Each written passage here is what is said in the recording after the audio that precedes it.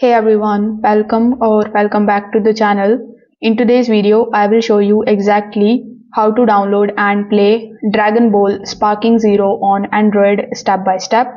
So first of all, you need to open your Google Play Store or App Store.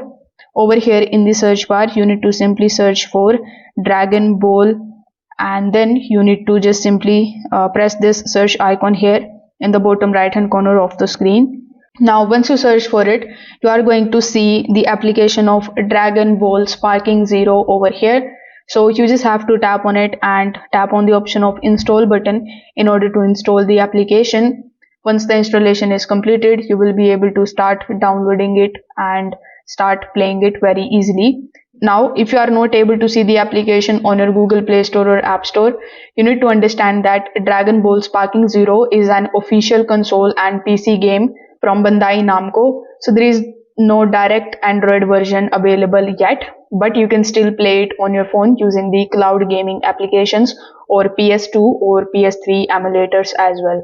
So if this video helped you out, make sure that you like this video and subscribe to the channel. Thanks for watching.